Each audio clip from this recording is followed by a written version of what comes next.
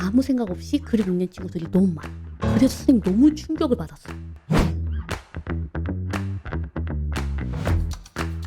얘들아 안녕, 은짱쌤이야. 자, 오늘은 수능 국어, 그중에서도 비문학 파트에 대한 이야기를 한번 해볼까 해. 그래서 수능 3등급 이하이거나 아니면 노베이스인 친구들, 그리고 재수를 하는 친구들이 있다면 이 영상 끝까지 들어줬으면 좋겠어. 자, 그러면 한번 시작해볼게.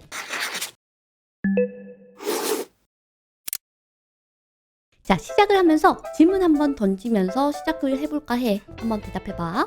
얘들아, 우리는 어떤 지문을 읽는 거지? 책을 읽는 건 아니잖아. 물론 내신은 다른 이야기일 수 있어. 근데 수능 국어는 도대체 어떤 능력을 평가하는 걸까? 선생님, 비문학 얘기한다면서 갑자기 무슨 소리세요? 뭐 이렇게 얘기할 수도 있을 것 같은데, 근데 이 질문에 대한 대답을 할 수 있느냐 없느냐, 이게 굉장히 중요해요. 왜냐하면 우리가 시험 지문을 왜 읽느냐? 출제자들은 이 지문과 문제를 통해서 우리의 어떤 점을 평가하고 싶으냐, 그 본질을 알아야지만 공부하는 방법을 찾을 수가 있거든. 왜냐? 우리는 일반적으로 우리가 하는 그런 독서를 하는 게 아니거든. 배경 지식, 교양을 쌓기 위해서 글을 읽는 것도 아니야. 어디까지나 문제를 풀기 위한 수험 독해라는 것을 하고 있는 거거든. 그래서 수험 독해의 본질을 알고 접근을 해야지만 국어 성적을 올릴 수가 있어. 수험 독해 방법론에 대해서는 우리가 앞으로 차차 이 영상을 통해서 알아갈 거기 때문에 오늘은 그 중에서도 가장 중요한 방향성을 잡는 이야기를 한번 해보려고 해. 독해는 사실 출제자와 그리고 필자와 대화를 하는 과정이야. 내가 묻고 그거에 대해서 답을 지문을 통해서 찾는 굉장히 능동적인 과정이거든. 근데 너희들 어때? 능동적으로 독해하고 있니? 독서 지문 읽으면서 무슨 생각해? 아, 어렵다. 뭔 소리야. 아, 너무 읽기 싫어. 생각보다 아무 생각 없이 글을 읽는 친구들이 너무 많아. 그래서 선생님 너무 충격을 받았어. 어떡해. 글을 안 읽는구나. 글을 읽을 줄 모르는구나. 사실 너희들 초등학교 때부터 글 읽는 방법, 독서하는 방법 다 배웠거든. 사실적인 이해, 추론적 이해 다 배우긴 했는데 생각보다 그거를 알고서 수험 지문에 적용하는 친구들은 드물더라고. 그래서 3등급 이하이거나 노베이스인 친구들은 어떻게 공부해야 되는지 막막해. 그러니까 강의를 듣게 되겠지?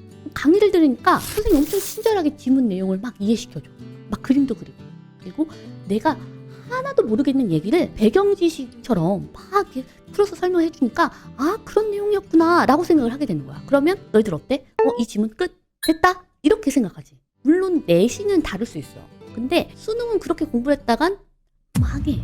왜냐? 너희들이 글을 읽은 게 아니거든. 물론 수능이 연계가 되어서 그 수능 특강에 나왔던 화제가 연계될 수는 있어. 하지만 너희들 솔직하게 대답해봐. 수능 특강에서 봤던 그 내용이 다시 새로운 지문으로 나왔다고 해서 잘 읽을 수 있어? 문제 다 맞니? 아니라는 거야. 배경 지식을 알고 그 내용을 알고 있다고 해서 그 내용을 담은 글을 독해한다는 건 아니거든.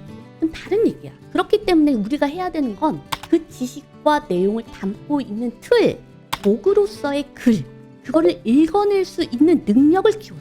그래서 이런 말도 있어. 그거는 단순히 공부가 아니라 훈련이다. 독해력을 쌓는 데는 굉장한 훈련이 필요해. 글을 읽는 것도 하루아침에 완성되는 건 아니야. 하지만 너희들이 지금부터 그 방향을 잘 잡고 글을 읽어야 되겠다.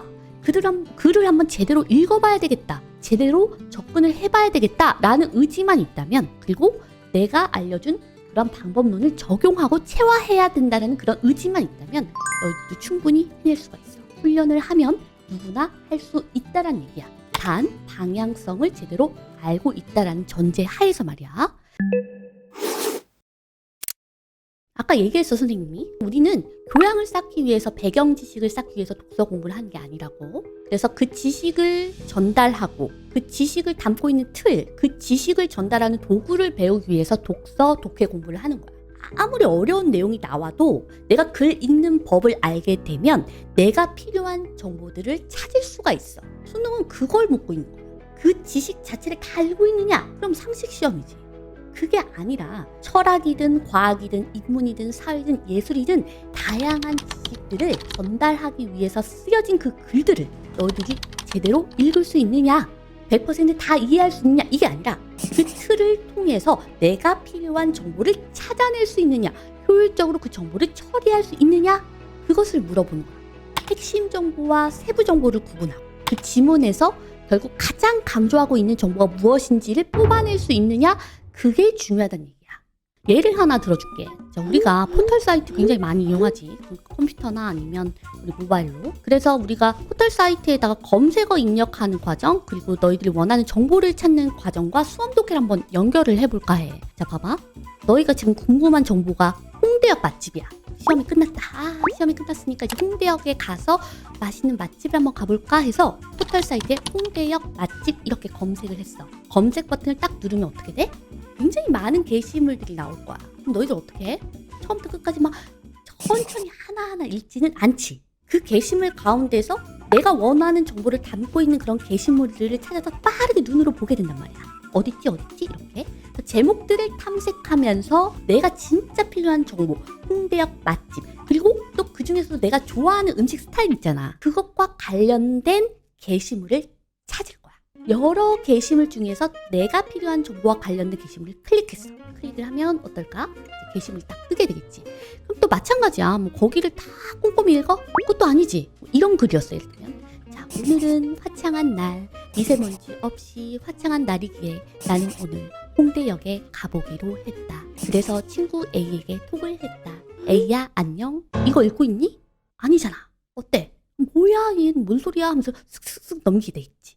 빠르게 불필요한 정보들은 넘기면서 내가 정말 필요한 정보, 홍대역 맛집과 관련된 정보가 어디 있는지를 탐색하겠지. 근데 얘가 빨리 안 알려줘. 막 갑자기 막 셀카도 찍고 막 뭐야, 뭔 소리야, 왜 개소리야 하면서 막 넘기잖아. 그러다가 보니까 어느 순간에 내가 원하는 정보가 나와. 홍대역 맛집과 관련된 부분. 그럼 너희들 어떡하니? 그때 빨리 가면 돼, 안 돼? 안 되지. 그때는 아까보다는 좀 속도를 늦춰서 조금 천천히 접근하면서 정확하게 내가 원하는 정보를 읽게 되지. 속도도 좀 천천히 가고 말이야. 그러다가 얘가 또 딴소리를 하는 거야.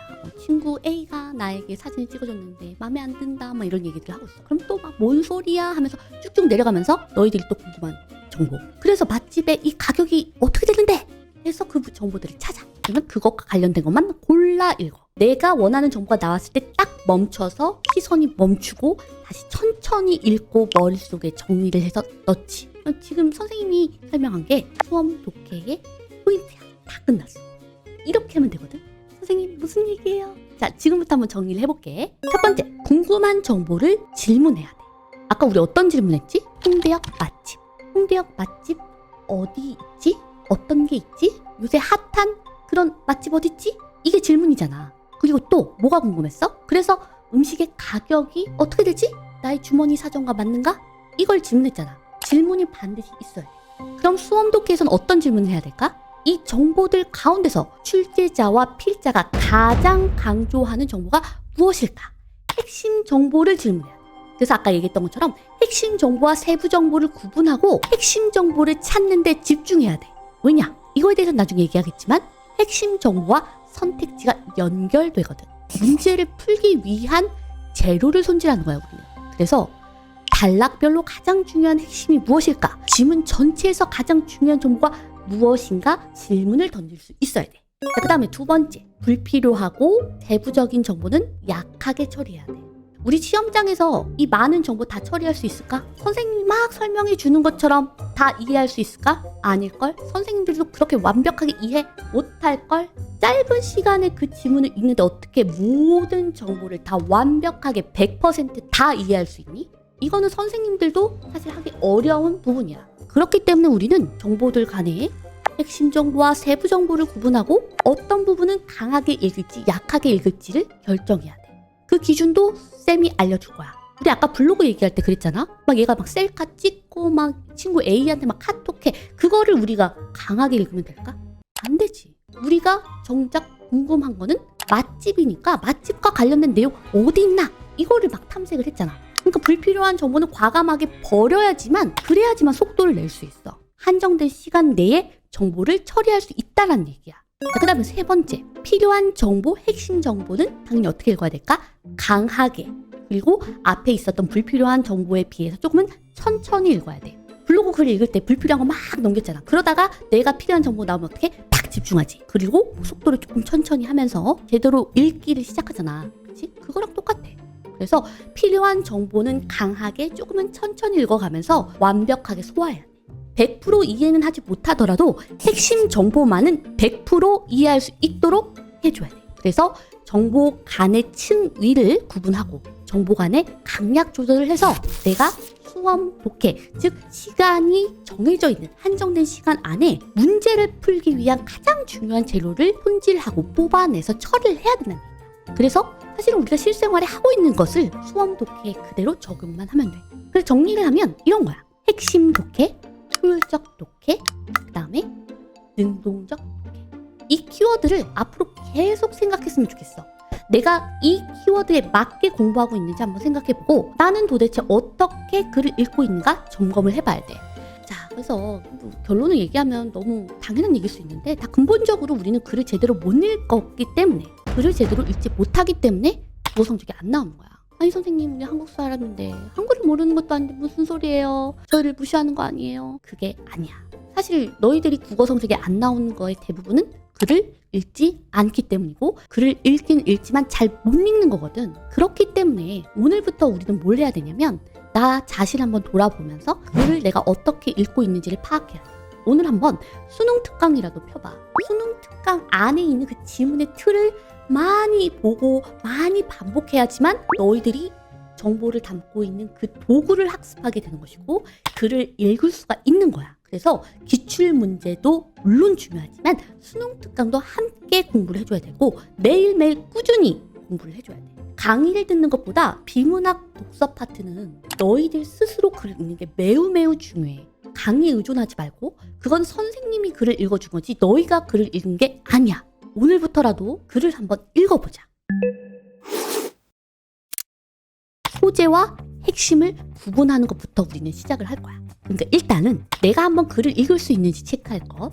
글을 읽은 다음에 내가 머릿속에 기억나는 것들이 어떤 것들이 있는지 한번 적어봐. 문장이 아니어도 좋고 단어 위주여도 좋아. 그런 다음에 다음 강의들을 들으면서 내가 파악한 것이 핵심이 맞는지 아니면 나는 그냥 불필요한 정보들을 머릿속에 넣고 있는 건 아니었는지 한번 확인을 해봐. 그런 다음에 올바른 구체적 방법들을 가르쳐 줄 테니까 너희들이 그거를 적용을 해서 또 읽어봐. 계속해서 이 과정들을 반복하면 어느새 너희들도 글을 읽을 수 있을 거야.